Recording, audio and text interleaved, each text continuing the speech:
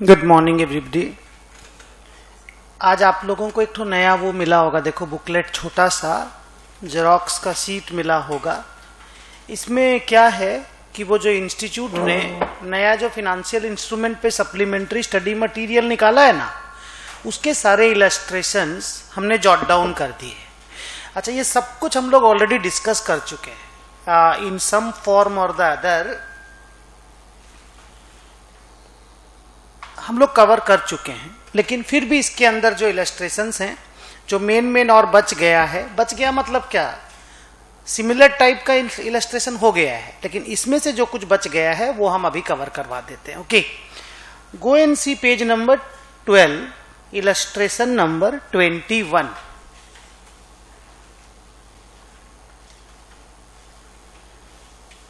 Illustration number 21, आप लोग उस क्वेश्चन को पढ़िए।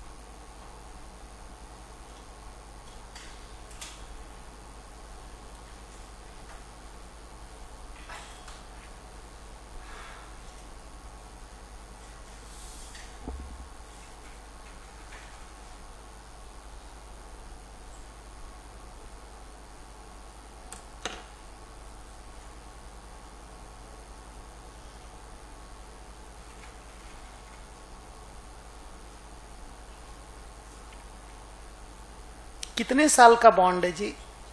4 साल का। Face value of the total bond बताइए ना, एक मत बताइएगा। Face value of the total number of bonds 50 lakh रुपया। What is the interest rate? 6%। तो साल का हम लोग कितना इंटरेस्ट देंगे उन लोगों को? 50 लाख इंटू 6%, 3 लाख रुपया। ये अगले 4 साल तक देंगे। आधा जो बॉन्ड है उसके बदले इक्विटी शेयर का कन्वर्जन का ऑप्शन है। तो आप तो जानते होगे ना, अगर कन्वर्जन का ऑप्शन हम लोग देते हैं तो उसका उसका एक तो प्रीमियम हम लोग सामने वाले से जरूर लेते हैं, क्योंकि इक्विटी का दाम अगर बहुत बढ़ जाएगा तो सामने वाले को बहुत प्रॉफिट हो सकता है। तो बाकी जो 50% है वो कब रिडीमेबल होगा और कितना पैसा देंगे? पार है कि प्रीमियम है? बाकी में 10% प्रीमियम है ना, तो बाकी माने कितना लाख बचा? 25 लाख। उसका 10% प्रीमियम बताओ, 2.5 लाख रुपया। हाँ, 27,50,000 रुपया देंगे। यही तो। कब देंगे? 4 साल बाद।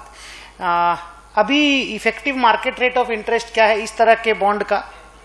10%। हम लोग थोड़ा कमती इंटरेस्ट रेट में पे कर रहे हैं। अच्छा, नाउ टेल मी, अगर ये कंपाउंड फिनेंशियल इंस्ट्रूमेंट है जो कि ये है, तो हम लोग इसको कैसे सेपरेट करेंगे लायबिलिटी कंपोनेंट और इक्विटी कंपोनेंट में? जो हम लोग पेमेंट करने वाले हैं, हम लोग पहले उसका प्रेजेंट वैल्यू निकाल लेंगे और उसके हिसाब से वो लायबिलिटी कंपोनेंट का फेयर वैल्यू हो जाएगा। बाकी जो बच जाएगा वो इक्विटी कंपोनेंट हो जाएगा। 1 मिनट, मेरे को बोर्ड पे बताइए हम क्या क्या पेमेंट करने वाले हैं। 3 लाख करके कितने साल? 4 साल। तो 4 साल के लिए हम लोग क्या यूज करते हैं? PVAF। 10% का 4 साल का PVAF बताइए कैलकुलेटर पे। 10% का 4 साल का PVAF नीचे है लिखा हुआ, पर आप वो अलग टाइप से किया हुआ होगा ना, आप अपने टाइप से कीजिए। 3.17 और 27,50,000 हम लोग देंगे ना। ये कब देंगे? ये एक ही तो पेमेंट है कि इसमें भी एनविटी फैक्टर लगेगा कि नॉर्मल इंटरेस्ट फैक्टर लगेगा? Normal PVIF। तो इसका 4 साल बाद वाला PVIF बताइए कैलकुलेटर पे। 0.68। तो अगर इसको हम मल्टीप्लाई कर देते हैं 3 into 3.17, it is becoming 9.51 plus 27.5 into 0.68, that is becoming 18.7. Eventually it is ending up at 28.21. हम टोटल पब्लिक से पैसा कितना ले रहे हैं तुम लोग सबसे पहले मुझे बताए थे. फेस वैल्यू कितना है? 50 लाख. तो 50 लाख में हम 28 लाख रुपया वापस कर देंगे कैश में. तो कैश में वापस कर देंगे, that is liability component. Liability माने ही which is contractually obliged to pay cash. तो बाकी जो 21.79 है वो कौन सा कंपोनेंट है? इक्विटी कंपोनेंट है. तो इसको सेपरेट करना वेरी इजी. हम लोग ऐसा सम किए हैं कि नहीं? 2-3 ठो किए. अब इसका अगर जर्नल एंट्री हम मांगेगा तो क्या बोलेंगे? कैश अकाउंट, वही bank account debit 50 lakh, 2 liability component और 2 इक्विटी कंपोनेंट. कितना कितना लिखोगे बोलो? 28.21, 21.79. थोड़ा सा वहां जर्नल एंट्री में मिस्टेक हो गया है. देखो तो 50 लाख 2 बार टाइप हो गया, डेबिट में भी और क्रेडिट में भी.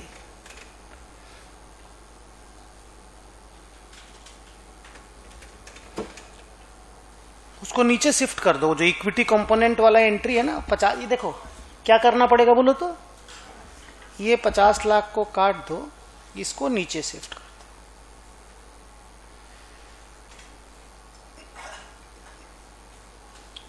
अच्छा, जैसे देखो इंस्टीट्यूट ने ऐसे लिखा है, आप इसको इश्यू मत बनाना. देखो, bank account debit to 6% debenture liability component to 6% debenture equity component.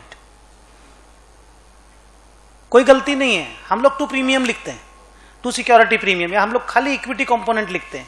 वो डिवेंचर के नाम से ही इक्विटी कंपोनेंट लिख रहा है. इक्विटी कंपोनेंट मींस वो शेयर होल्डर फंड में लिखेगा, और लाइबिलिटी कंपोनेंट मींस वो नॉन करेंट लाइबिलिटी में लिखेगा. अब उसका नाम अगर वो 6% डिवेंचर दे रहा है तो इट इज नो हार्म. आप उसका नाम सिक्योरिटी प्रीमियम दीजिए, दैट इज नो हार्म. सो इस तरह का सम हम लोग बना चुके हैं. इंस्टीट्यूट ने नए वाले मटीरियल में ये सम दिया है. तो ऐसा कुछ सम्स जो मैं और बनाना चाहता हूं, I am just getting them done. फिर आज नया ये स्टार्ट करेंगे. 15-20 मिनट और लगेगा हमको लगता है. बाकी ना हम बहुत कुछ करवा दिए थे. 20 नंबर इलस्ट्रेशन में जाओ. 20 नंबर,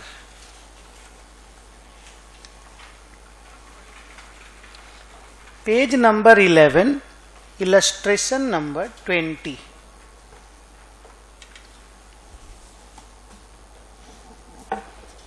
अच्छा, पेपर पे सॉल्व नहीं किए क्योंकि उसमें सॉल्व किया हुआ है, चलेगा ना? और हम यहाँ पे जो करना है मेरा कॉपी में हम कर दे रहे हैं, सो दैट आपको समझ में आ जाएगा. अच्छा, और एक बात, जैसे प्रेजेंटेशन आपको एग्जाम में वैसे ही करना हो ये जरूरी नहीं है. आपको जैसा हमने क्लास में कराया, आप जैसे आपको कन्विंसिंग लगे आप वैसे कर लेना. आपको कॉन्फिडेंस आना चाहिए. चलिए 20 नंबर क्वेश्चन पढ़िए. देखिएगा ना, पढ़ के बताइएगा 5 मिनट के बाद कि कौन सा कॉन्सेप्ट पे क्वेश्चन है. हाँ, आराम से बताइएगा.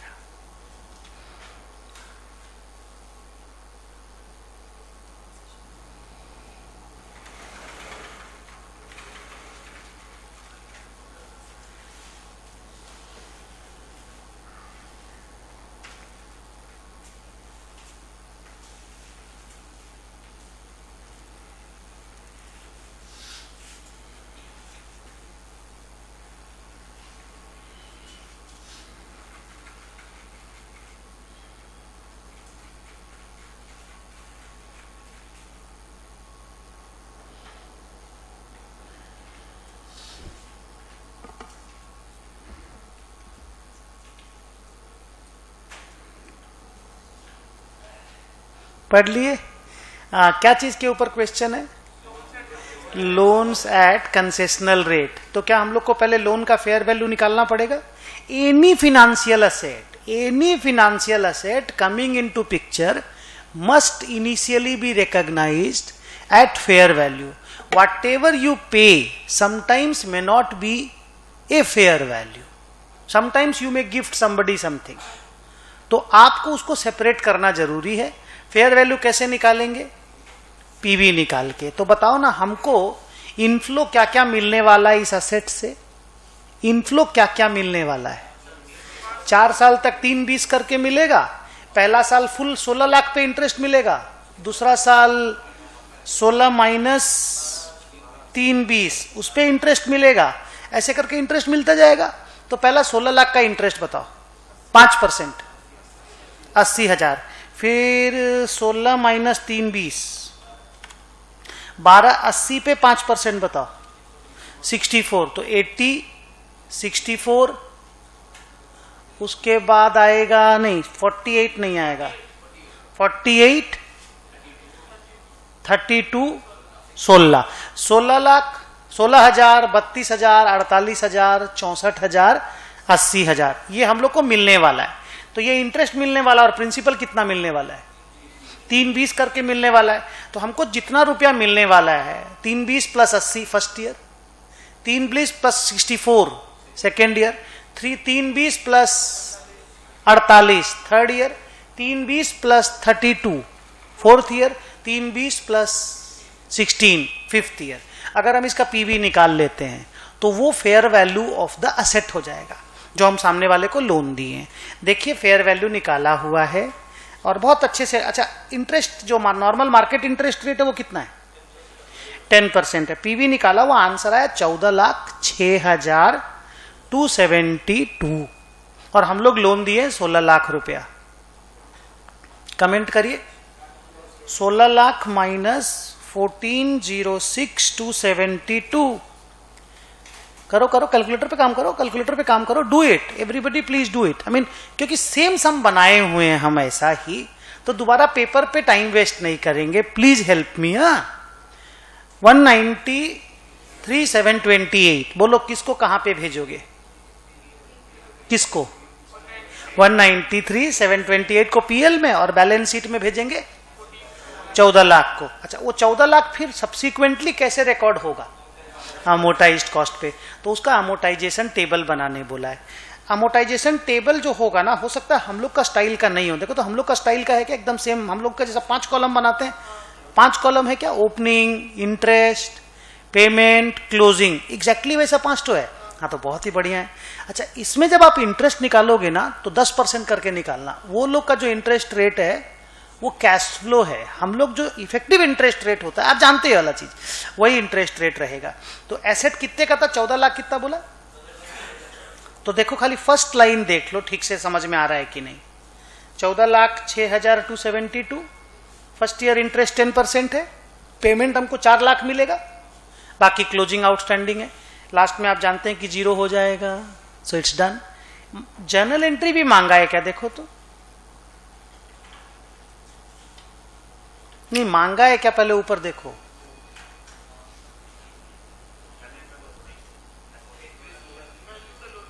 वैल्यू द लोन तो कर दिए 14 लाख, जर्नल एंट्री मांगा है क्या, देखो मांगा है, ऊपर पढ़।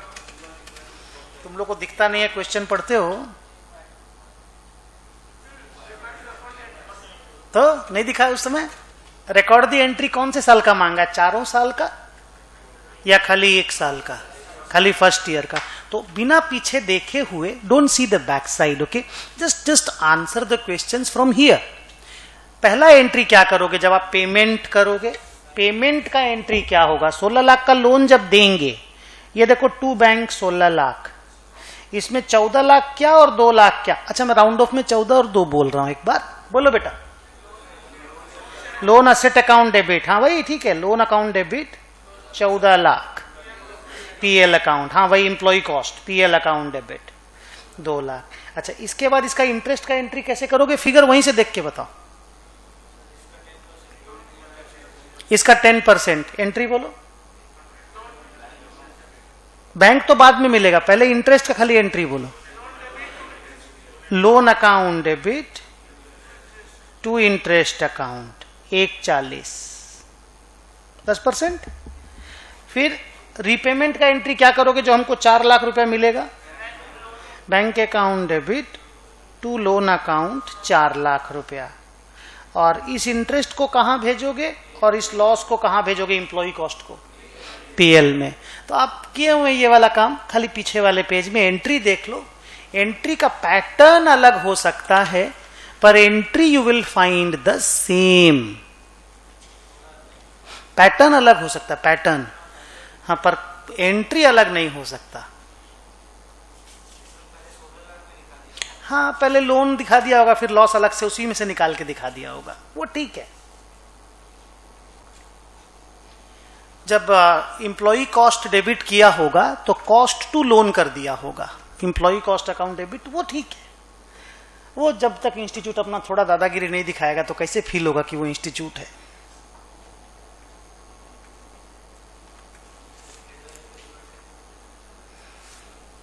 नहीं ठीक है, दैट इज फाइन। मुझे बताइए, आप एकदम कॉन्फिडेंट हैं कि नहीं ऐसे क्वेश्चंस को सॉल्व करने में? So if you find this kind of questions should be able to do it. हम लोग बहुत प्यार से पढ़े हैं इस वाले चैप्टर को। अच्छा, our next sum is sum number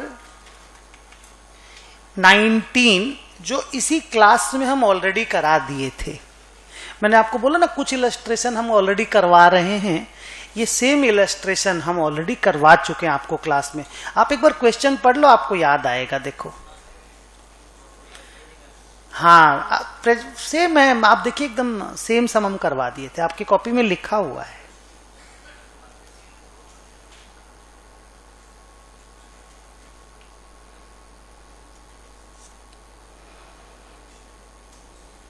some number 19।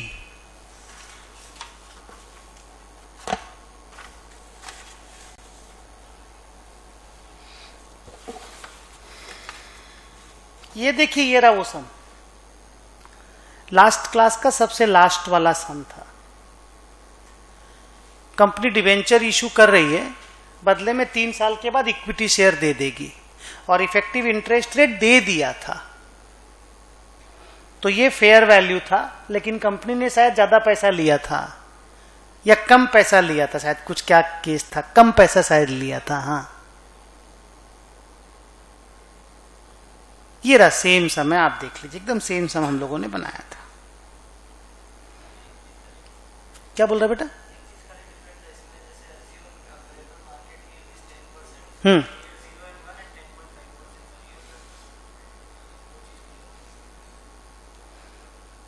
तो उससे कुछ प्रॉब्लम हुआ था?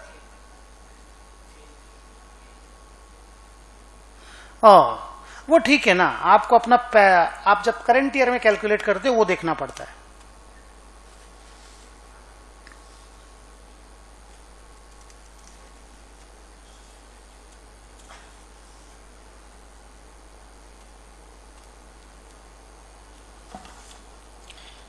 अब आप क्वेश्चन नंबर 18 देखोगे। 18,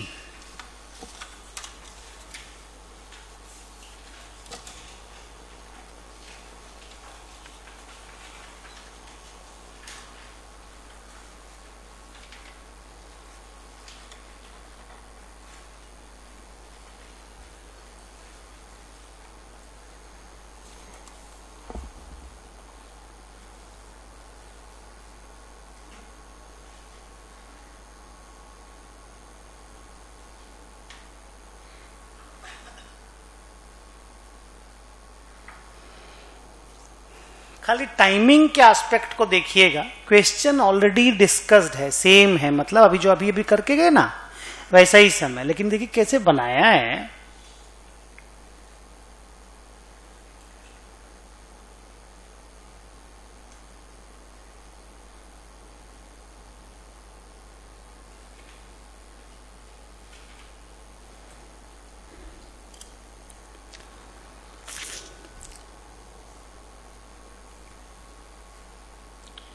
चार परसेंट इंटरेस्ट पे लोन दिया ना 10 लाख रुपया, प्रिंसिपल तो 5 साल में पेमेंट हो जाएगा, लेकिन इंटरेस्ट बीच में देने का दरकार नहीं है।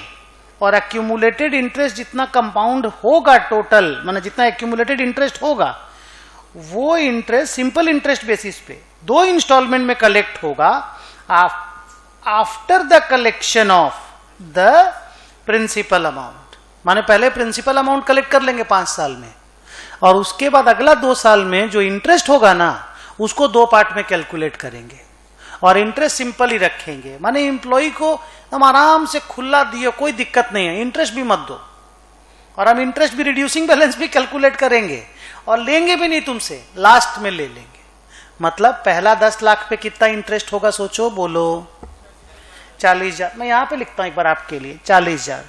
अगला 8 लाख पे 32,000, अगला 6 लाख पे 24,000, अगला 2 लाख नहीं 4 लाख पे 16,000, अगला 2 लाख पे 8,000। ये टोटल इंटरेस्ट हुआ 4 2 6 6 12 और 8 20, 2 4 2 6 3 9 2 11 और 1 12, 120। इसको 2 इंस्टॉलमेंट में लेंगे, 60,000 60,000 करके लेंगे। माने आप हमको पे, जैसे मान लो if you are my employees, आप हमको कैसे पे करेंगे? 2 2 2 2 2 लाख 0.6 60,000 60,000 करके आप हमको 7 टाइम्स पे करेंगे और हम आपको 1 टाइम में 10 लाख देंगे। तो आप जो 7 टाइम पे करेंगे उसका पीवी निकाल लो। इफेक्टिव मार्केट इंटरेस्ट रेट दिया हुआ होना चाहिए। देखो तो मार्केट इंटरेस्ट रेट दिया है क्या? कितना दिया है? 8%। तो ये रहा, देखिए पीवी निकाला हुआ 7 ठो पेमेंट है कि नहीं, गिन लीजिए 1 2 3 4 5 6 7, पीवी निकाला हुआ 871 आया है। कमेंट करो बेटा। 871 हम लोग का fair value of the asset है, जबकि हम लोग का लोन हम दिए हैं 10 लाख, तो 1,30,000 के आसपास वो कहां जाएगा?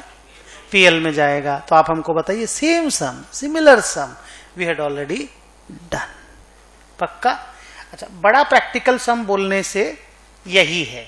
इसके बाद छोटे छोटे कुछ इलस्ट्रेशंस हैं, एक आध दो ठो चलिए फिर से डिस्कस करते हैं, अगर डिस्कस हो चुका है तो, और बाकी नहीं तो आपको सारा पढ़ लेना है। आज आपका यही काम है, इसको बैठ करके पढ़ना है।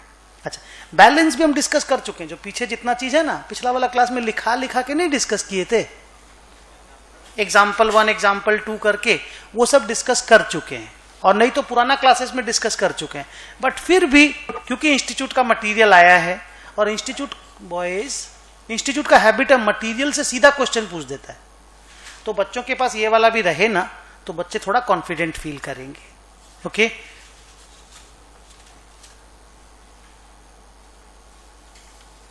इलस्ट्रेशन नंबर 17 पढ़िएगा और सॉल्यूशन नीचे मत देखिएगा, डायरेक्टली देख करके मुझे बताइए ऐसे ही।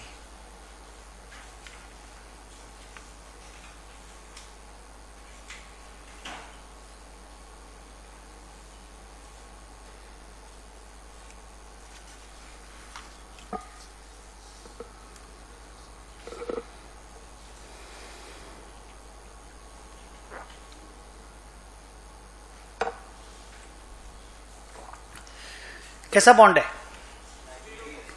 अच्छा, लायबिलिटी है, 0 कूपन है क्या? लास्ट में पेमेंट करना पड़ेगा क्या? गुड, ठीक है, तो फिर छोड़ दो। ये हम लोग किए थे ना ये वाला सेम। अच्छा ठीक है, उसके ऊपर वाला भी किया हुआ है, 16 भी, 16 और 17 को टिक लगा दो, पढ़ो मत, 16 को छोड़ दो, 15 को पढ़ो। I will have to explain कि ये एग्जैक्टली क्या चीज है, आपको हो सकता है समझ में नहीं आएगा।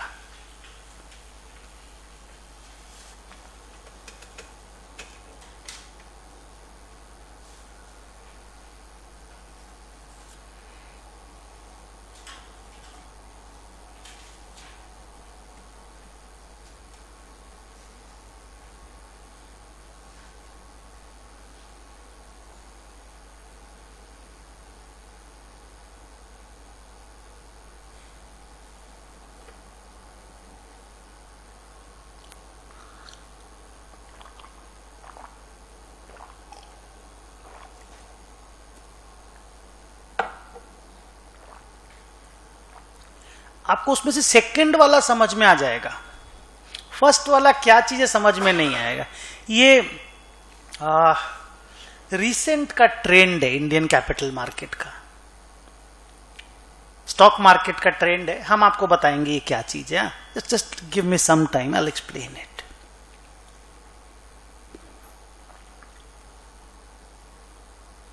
सेकंड वाला क्या है? नॉर्मल जैसे मार्केट में शेयर इशू करते हैं वही है ना। अच्छा, उसके बाद उसमें कुछ ट्रांजैक्शन कॉस्ट भी लगा है, तो अगर हम इक्विटी इशू करेंगे और ट्रांजैक्शन कॉस्ट लगेगा तो वो इक्विटी का ही पार्ट बनता है कि अलग से पीएल में जाता है? इक्विटी का ही पार्ट बनेगा। तो अगर इक्विटी से रिलेटेड जो भी कुछ होगा, खर्चा कमाई, वो सब उसी रिजर्व्स एंड सरप्लस में एडजस्ट हो जाता है। तो सेकंड वाला जो पोर्शन है वो एकदम सिंपल है कि company is issuing equity and those equities are getting listed in the stock exchange. ऐसे भी whenever you issue an equity, those equity will always be listed in the stock exchange. And some ये transaction cost पे सम है, आप ये issue पे सम नहीं है. वो पूछना चाहता है कि treatment of the transaction cost क्या होगा. अच्छा, ऊपर में जो एक लाइन लिखा, entity B places its privately held ordinary shares that are classified as equity with the stock exchange. Sir ये क्या चीज है? ये अभी मैं 2-3 कंपनियों में देखा कि जैसे क्या होता है, जैसे मान लो पहले जो प्रमोटर होते हैं, प्रमोटर के पास शेयर्स हैं बहुत सारे. जैसे अपन ये बोलते हैं ना कि प्रमोटर के पास शेयर है तो वो कंपनी का ही शेयर है, मतलब कंपनी के पास ही है. प्रमोटर और कंपनी को एक ही नहीं माना जाता क्या नॉर्मली रूल में?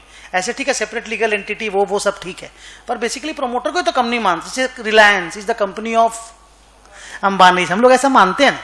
तो इसमें क्या है कि प्रमोटर के पास प्राइवेटली हेल्ड शेयर जिसको बोलते हो वो बहुत सारा शेयर है.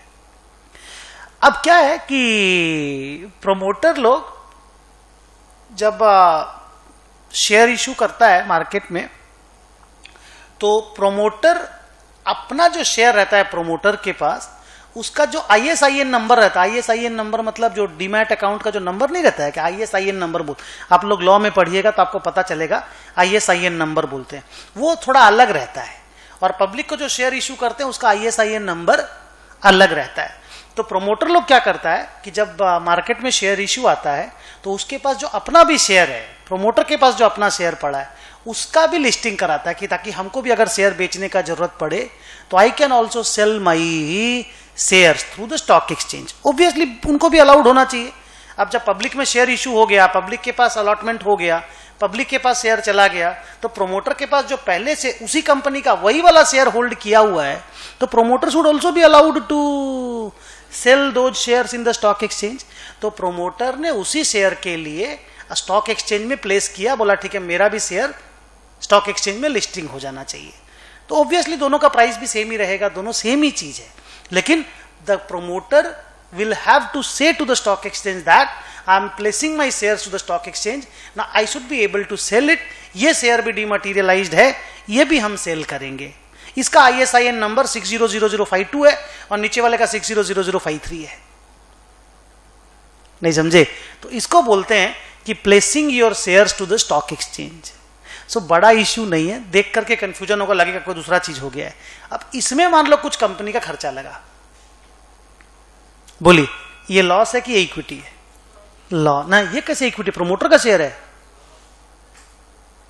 ये प्रमोटर का शेयर है, रादर इसका तो ट्रांजैक्शन कॉस्ट भी प्रमोटर को देना चाहिए. लेकिन ठीक है, कंपनी भी अगर इसका ट्रांजैक्शन कॉस्ट देता है तो this loss should go to profit and loss account.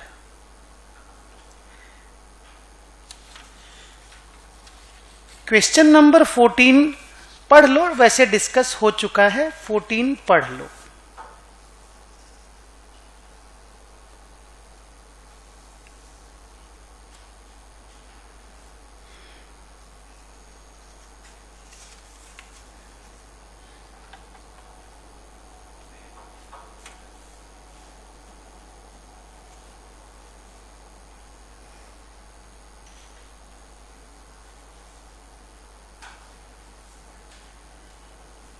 Same ही चीज है ना रे.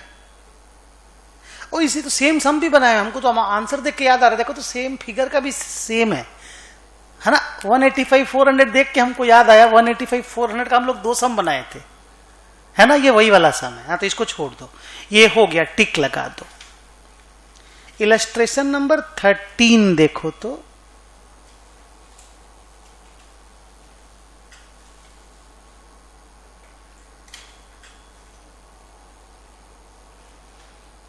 आप जब इसका आंसर प्रेजेंट करोगे ना तो इफ और इफ करके 2 बार में करना. मैं खाली आपको एक हिंट दे रहा हूं. In one case it is a financial instrument and in the other case it is not a financial instrument. Be careful, read the sum, मजेदार सम है.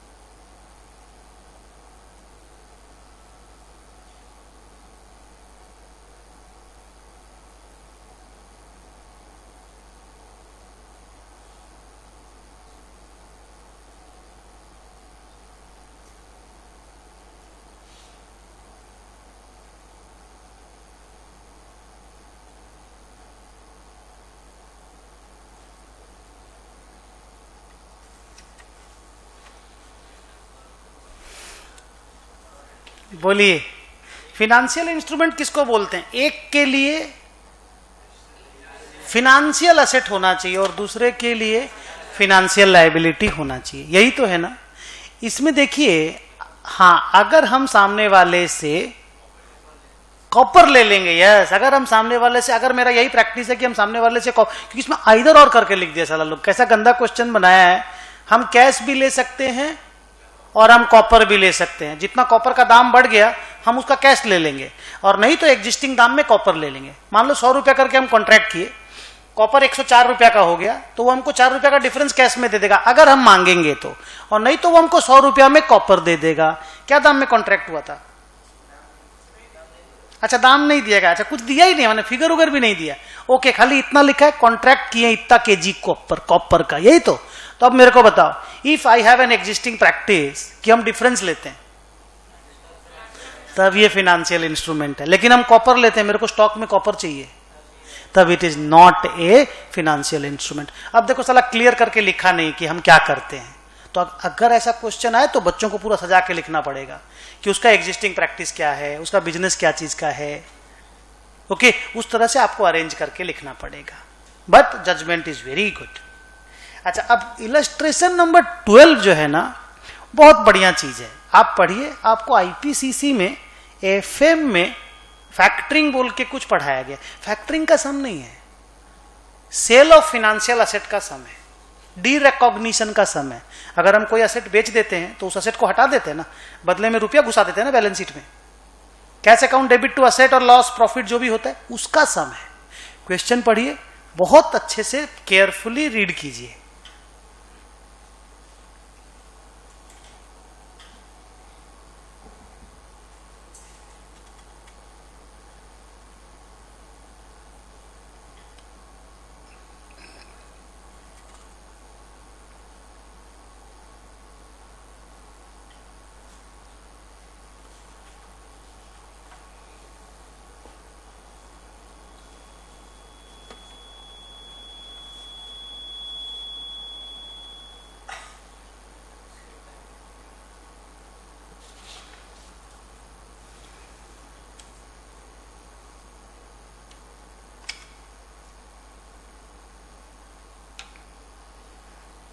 क्या हमने पूरा फैक्टरिंग करवा लिया है? जल्दी बोलिए। क्या हमने अपना रिसीवेबल एक तरह से बेच दिया है? क्या हमारा और कोई राइट वाइट उसके ऊपर एग्जिस्ट नहीं करता? जो पैसा हमको मिलना चाहिए वो मिल गया है? क्या कोई कॉन्टिन्यूअस इन्वॉल्वमेंट मेरा है किसी भी तरह का? जल्दी बोलिए। तो हमको अभी कितना पैसा मिला है? 9 लाख रुपया। और हमने कितने रुपए का डेटर सेल किया है? अच्छा, लोग ऐसा क्यों करते हैं? जब उनको डेटर से पैसा बाद में मिल ही जाएगा तो अभी से वो लोग क्यों बेच देते हैं? हाँ, उनको अभी पैसा चाहिए। तो आप मानते हो कि एसेट डी रिकॉग्नाइज हो जाना चाहिए? डी रिकॉग्नाइज हटा देना चाहिए बुक्स में, उसी के ऊपर क्वेश्चन है। और कोई तरह का लायबिलिटी नहीं है। और 9 लाख रुपए में जो बेचे वो फेयर वैल्यू ही है। अच्छा, अगर 980 में क्या, इस पे हम एक तो चीज और बताए थे आपको, देखिए एक बार रिवीजन करते हैं। अगर 9 lakh is the fair value, 10 lakh is the debtor carrying amount, and हम लोग सामने वाले को बोले हमको 9,40,000 रुपया दो, और 40,000 रुपया हम इसलिए लिए कि अगर वो डेटर गुड नहीं करेगा पेमेंट तो हम आपको पेमेंट कर देंगे। हाँ, कितना रुपया? 40,000। जर्नल एंट्री बोलो। Bank debit 940, loss debit 1 lakh, loss वो पुराना वाला। Bank debit 940, loss debit 1 lakh, to debtor 10 lakh, to financial liability 40,000। इसके ऊपर वाला क्वेश्चन देखो, पेज नंबर 5 में इलस्ट्रेशन नंबर 11। ये पार्शियल ट्रांसफर का क्वेश्चन है। पार्शियल ट्रांसफर याद है? Interest strip, principal strip, servicing asset. अच्छा, सबका फेयर वैल्यू दिया हुआ है, आपको फेयर वैल्यू निकालना नहीं पड़ेगा। हम तो ऐसा क्वेश्चन कराए थे जिसमें सारा का फेयर वैल्यू हम लोग निकाले थे।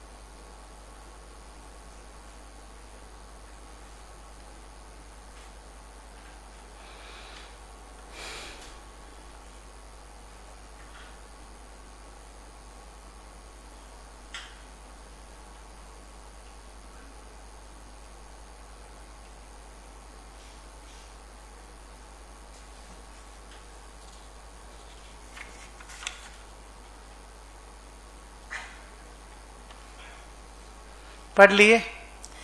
लोन का बैलेंस शीट वैल्यू 10 लाख है, ये हम देख लिए हैं, और लोन अमोटाइज्ड कॉस्ट पे रिकॉर्ड होके रखा है, ये देखने से पता चल रहा है।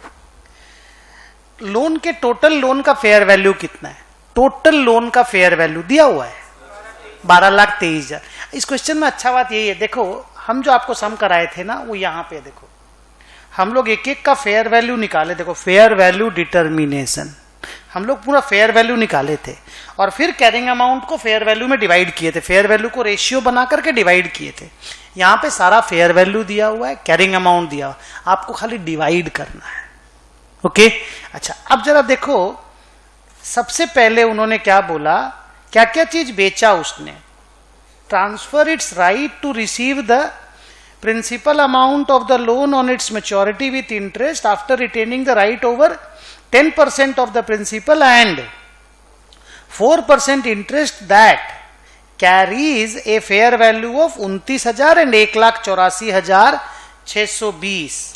माने जो चीज रखा उसका फेयर वैल्यू है 29,000 बोलो और 184,620, ये जो रखा उसका फेयर वैल्यू है। तो चलो इसका एक नाम दे देते हैं, प्रिंसिपल स्ट्रिप, और इसका नाम देते हैं एक बार इंटरेस्ट स्ट्रिप। स्ट्रिप माने जिसको अलग करके रख दिए रे। अच्छा ये फेयर वैल्यू है, ये कैरिंग अमाउंट नहीं है, ये फेयर वैल्यू है। और टोटल लोन का फेयर वैल्यू है 12,23,960। तो जो चीज बेचे माने प्रिंसिपल का 90% और इंटरेस्ट का 14%, ये 10% ऑफ द प्रिंसिपल खुद रखे ना, तो प्रिंसिपल का 90% बेच दिए और इंटरेस्ट 18% में 4 रख लिए, तो 10% नहीं 14 बेच दिए, तो सोल्ड पार्ट, हम बोलते थे पार्ट ट्रांसफर्ड, उसका फेयर वैल्यू कितना है? उसका फेयर वैल्यू हो गया 12,23,960 माइनस 29,000 माइनस 184,620। नहीं ठीक से नहीं हुआ, रुको 1 मिनट बेटा, मेरा हुआ नहीं, मेरा भी कैलकुलेटर है मेरे पास भी।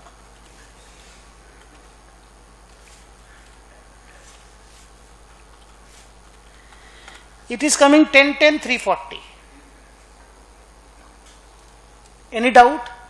जो 3 पार्ट का क्वेश्चन है, अभी तक जो 3 पार्ट का क्वेश्चन है, बाकी आगे कुछ मिलेगा, 4th 5th पार्ट होगा, हम रेडी हैं सुनने के लिए। अभी तक जिस 3 पार्ट का क्वेश्चन है, ये मेरे पास रहेगा, ये भी मेरे पास रहेगा, और ये हमने बेच दिया है। Is it done? कितने में बेचा, ये ऊपर लिखा हुआ है कि नीचे लिखा हुआ है? कितना में सेल किए हैं? ऊपर नहीं है ना, नीचे है ना, ठीक उसके नीचे है। The consideration for the transaction was 9,90,000। ठीक है, वो पैसा मिला है, लेकिन अभी ना बेटा ये जो fair value of the loan है, मेरा carrying amount of the loan 10 lakh है। क्या सिखाए थे जरा याद करके बताइए।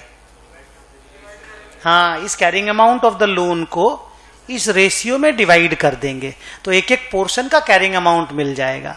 खाली जो पोर्शन बिकेगा उसका सेल का एंट्री करना है, जो रहेगा वो तो आपके पास बैलेंस शीट में रह जाएगा और वो कॉस्ट पे ही रहेगा। हाँ, उसका नाम अगर चेंज करना है, जैसे मैं नाम चेंज कर देता इंटरेस्ट स्ट्रिप, प्रिंसिपल स्ट्रिप, तो नाम आप चेंज कर सकते हो, ठीक है। लेकिन नीचे कुछ और लिखा हुआ, देखो तो क्या लिखा हुआ, एक तो line, the interest component retained, ये वाला the interest component retained included a 2% fee towards collection of the principal and interest that has a fair value of 65,160। बताइए, सर्विसिंग असेट। तो इसका 2 कंपोनेंट हो गया, 2% का 2 ठो हो गया। हेलो, एक का नाम मैंने सिखाया था सर्विसिंग असेट और एक का नाम फिर दे देंगे इंटरेस्ट स्ट्रिप। इंटरेस्ट स्ट्रिप तो नाम था ही, इसमें 2% को अलग करना और बाकी 2 को अलग करना है। तो इधर देखो ना बेटा, बोर्ड पे देखो, सॉल्यूशन बाद में देखिएगा। सर्विसिंग असेट का फेयर वैल्यू 65,160, तो फिर इंटरेस्ट स्ट्रिप का एक्चुअल फेयर वैल्यू हो जाएगा 184,620 माइनस 65,160, 119,460। कोई बता सकता है? आप बता देंगे, कोई बता सकता है दोनों का फेयर वैल्यू में डिफरेंस क्यों है? दोनों तो 2% है, आधा आधा होना चाहिए। अरे टोटल 4% था, बोलिए टोटल 4% था कि नहीं? इंटरेस्ट स्ट्रिप वाज 4%, यस और नो? आउट ऑफ 18 14 तो वी सोल्ड, तो 4 वी रिटेन्ड, 4 का 2% का 2 पार्ट कर दिया, तो दोनों का फेयर वैल्यू अलग क्यों है? हाँ, कौन बोला? थोड़ा जोर से बोलो। कलेक्शन चार्जेस, ये जो 2% सर्विसिंग असेट है ना, that will always be associated with some expenses. अरे क्रेडिट रिलेशनशिप मेंटेन करने का खर्चा भी तो रहता है ना, वो जो लोग सर्विसिंग करते हैं उसी का खर्चा रहता है वो। सो इसका फेयर वैल्यू कम होने का रीजन वही है। तो अब टोटल मिलाकर के 4 असेट हो गया। One is this principle strip, one is this servicing asset, one is this interest strip, and one is this part that is sold. ठीक है, क्या दिक्कत है? मेरे क्वेश्चन में 3 ही पार्ट था, मेरे क्वेश्चन में ना प्रिंसिपल स्ट्रिप नहीं था, हम जो आपको सम कराए थे। अब आगे क्या लिखता दिखाओ हमको। ए, सर्विसिंग असेट कंपनी खुद रखेगी कि बेच दे रही है रे? सर्विसिंग असेट खुद रख रहा है ना, ओके, तब तो वो अलग से असेट लिखना पड़ेगा।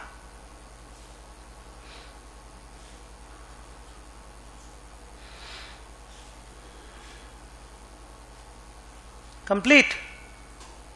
कितना दाम में बेचा गया? 990 में। अच्छा, पहले क्या करेंगे, आप इस 4 कंपोनेंट को डिवाइड, इस 4 कंपोनेंट में अपना कॉस्ट को डिवाइड करेंगे। पीछे में देखिए कॉस्ट डिवाइड किया हुआ है, ये आंसर मैच है, आप चिंता मत करिएगा, आप टेंशन ना लो। पीछे में देखिए कॉस्ट डिवाइड किया हुआ है, टोटल कॉस्ट 10 लाख है, 10 लाख को 4 पार्ट में डिवाइड किया गया है।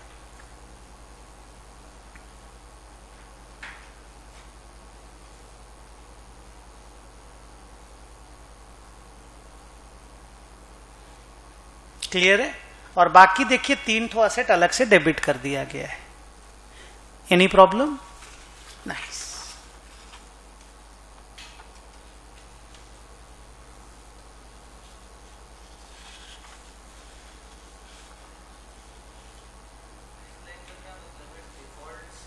वो सर्विसिंग असेट के लिए, कि हम आपको जो सर्विसिंग असेट दिए हैं ना, वो इसीलिए दिए हैं कि आपका सर्विसिंग असेट के ऊपर जो क्लेम रहेगा और प्रिंसिपल स्ट्रिप के ऊपर जो क्लेम है, उसके अगेंस्ट में अगर कोई डिफॉल्ट होगा तो आपको पैसा देना पड़ेगा।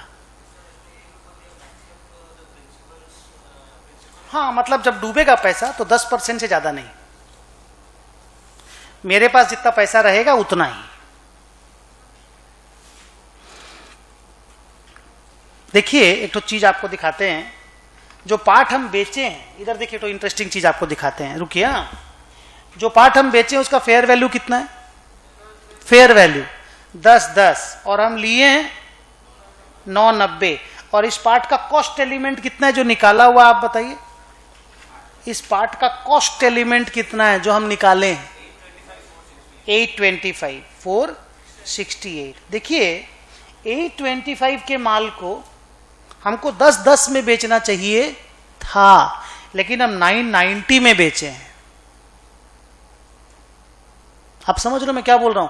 मतलब फेयर वैल्यू से भी नीचे में बेचे हैं। और सोचो उसके बाद भी हम ये रिस्क भी ले रहे हैं कि अगर डूबेगा कुछ पैसा तो मेरा वाला जो क्लेम है प्रिंसिपल का और उसका, उससे हम दे देंगे। हम अगर इससे ज्यादा पैसा लेते ना 10 से 10 was the fair value of the asset जो सोल्ड किए। अगर हम 10,20,000 रुपया लेते तो जो एक्स्ट्रा 10,000 रुपया लिए ना, वो लायबिलिटी रिकॉर्ड हो, जो अभी पढ़ा है, वो लायबिलिटी रिकॉर्ड हो जाता। लेकिन हम उससे भी कम पैसा लिए जितना फेयर वैल्यू है। मतलब मेरा कितना मजबूरी होगा असेट बेचने का, सोचो। मेरे को कितना पैसा का जरूरत होगा, सोचो। But any extra amount that you get over and above the fair value, वो प्रॉफिट है कि लॉस है, आई मीन वो प्रॉफिट है कि लायबिलिटी है, दैट विल बी डिसाइडेड कि आपका कंटिन्यूअस इन्वॉल्वमेंट है कि नहीं। इस क्वेश्चन में मेरा कंटिन्यूअस इन्वॉल्वमेंट है, हम फ्यूचर में भी उसके लॉस को पेमेंट करने के लिए जिम्मेदार हैं। लेकिन सलाह हम 10,10,000 से ऊपर तो पैसा लें, हम तो 10,10,000 से नीचे पैसा लिए। अगर हम 10 से ऊपर पैसा लेते ना 10,20,000, तो जो एक्स्ट्रा 10,000 है वो हम पीएल में नहीं डालते, that would have gone to my liability side. अच्छा, अब मेरे को देख के जरा बताओ, जर्नल एंट्री समझ में आया क्या तीनों? कॉस्ट का डिवीजन चेक कर लो ना बेटा एक बार। 10 लाख को ही डिवाइड किया क्या? ठीक से चेक कर लो तो, अच्छा से टोटलिंग कर लो ना। 10 लाख है क्या? चारों का टोटलिंग कर लो, राइट हैंड साइड का टोटल कर लो। 10 लाख है क्या? 825 468 यही है ना कॉस्ट रे?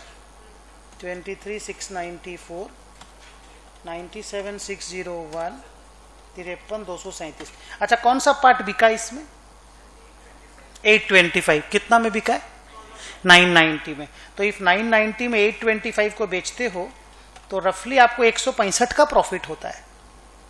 हेलो? और बाकी जो 3 असेट है उसको कॉस्ट पे ही लिख देना। उसका नाम चेंज किया है क्या सॉल्यूशन में? इंस्टीट्यूट ने नाम चेंज किया है कि लोन असेट ही छोड़ा है? लोन असेट हटा दिया ना, नाम हटा देना चाहिए, बिकॉज अब वो लोन असेट जैसा नहीं रहा, डिवाइडेड हो गया। अरे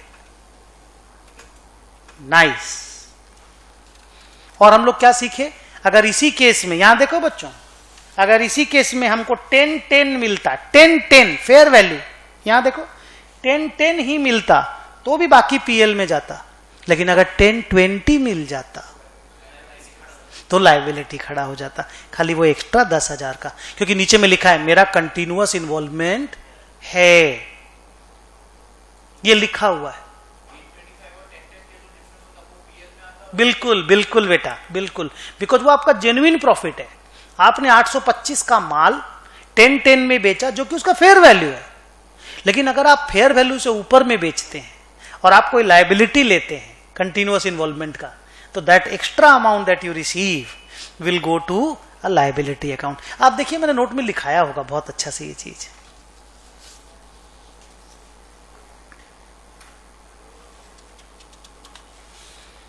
टेन हम करवा दिए हैं, 10 हम लास्ट क्लास में करवा दिए। एक बार पढ़ो ना, 10 को पढ़ो।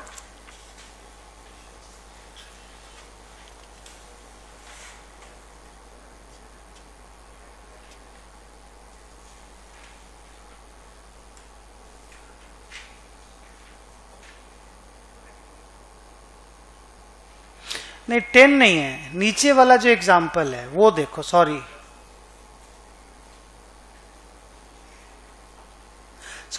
नीचे वाला, ऊपर वाला 10 अलग है। बैंक टू लोन होगा, बैंक टू बैंक लिखा हुआ है, बैंक टू लोन कर दो रे बाबा। ये सब मिस्टेक हो सकता है क्योंकि स्टाफ को टाइप करने देते हैं ना, और जो एकदम हड़बड़ में होता है तो थोड़ा सा मिस्टेक उसमें हो सकता है। बैंक टू लोन कर दो, आई एम सॉरी। हाँ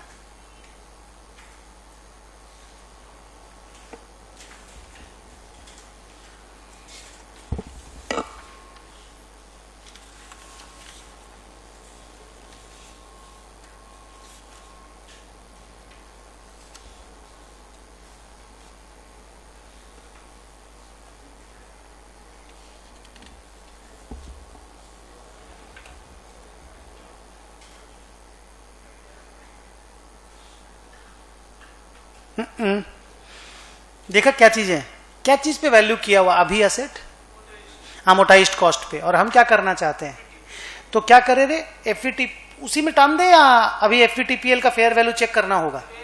हाँ, एफईटीपीएल माने ही फेयर वैल्यू, जिंदा मुर्दा फेयर वैल्यू। अच्छा अमोर्टाइज्ड कॉस्ट पे वो कितने पे लिखा हुआ है? 1.25 पे, और फेयर वैल्यू में जाएगा तो 90 में, तो क्या करना पड़ेगा? हाँ 35 का लॉस अभी बुक करना पड़ेगा, 35 का लॉस अभी बुक करना पड़ेगा। अच्छा इलस्ट्रेशन नंबर 10 का राइटिंग थोड़ा सा डिफरेंट टाइप का किया हुआ है। मेजरमेंट इनकंसिस्टेंसी का सम है, अकाउंटिंग मिसमैच का सम है, और अच्छा से क्वेश्चन ड्राफ्टेड नहीं है। आप पढ़िए, हम थोड़ा सा क्वेश्चन का ड्राफ्टिंग ठीक कर देंगे। आप पढ़िए, 2-3 लाइन हम बोलेंगे, आप एक बार पढ़िए।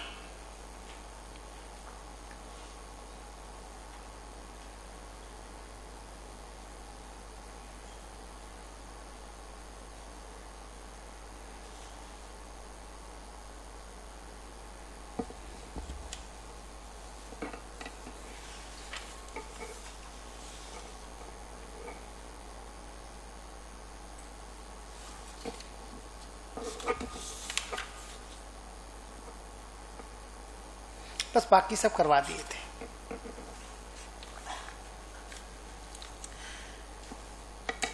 दो असेट लायबिलिटी एक दूसरे के लिए है, एक को बोलता हम ओसीआई पे टानेंगे, दूसरे को बोलता हम अमोटाइज्ड कॉस्ट पे टानेंगे। अच्छा वहां ऑथोराइज्ड कॉस्ट लिखा हुआ, वो अमोटाइज्ड कॉस्ट है। बोलो ऑथोराइज्ड कॉस्ट क्या होता है, अचानक बच्चे क्वेश्चन पूछेंगे।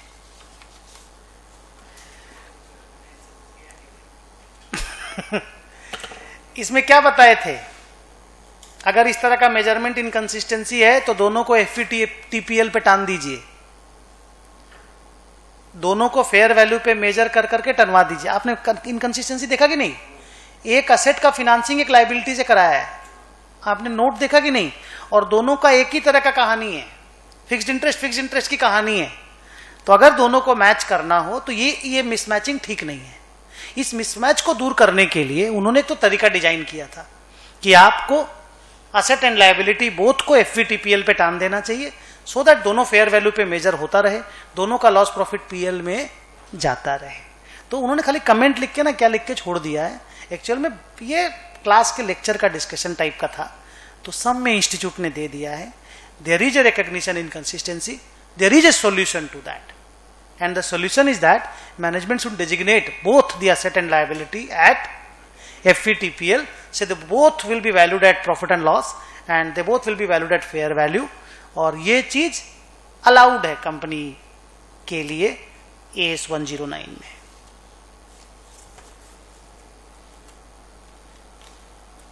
ये वाली बुक लाने बोले थे, लाए हैं कि नहीं हमको बताइए? लाए हैं ना? चलिए बुक खोलिए।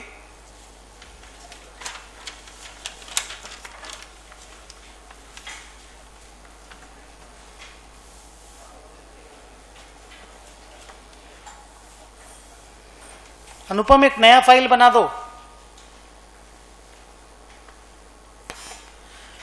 2 मिनट का खाली रेस्ट टाइम है। रेस्ट टाइम क्यों है कि AS 109 खत्म हुआ है ना, इंड AS 109, तो क्या होगा ना, बहुत सारे बच्चों को रिकॉर्डिंग क्लास देना पड़ेगा ना, जो पुराने बच्चे लोग हैं। 30, 31, 32 पढ़ा हुआ है ना। अनुपम को बोलो नया फोल्डर बना देगा, माने यहां से नया क्लास हम लेंगे। हाँ मैं ब्रेक दिया हूं बच्चों को, आप लोग 2-5 मिनट का ब्रेक ले लीजिए। 2-5 मिनट के बाद, 5 मिनट के बाद हम लोग वापस आते हैं। अब करेंगे AS 22 है,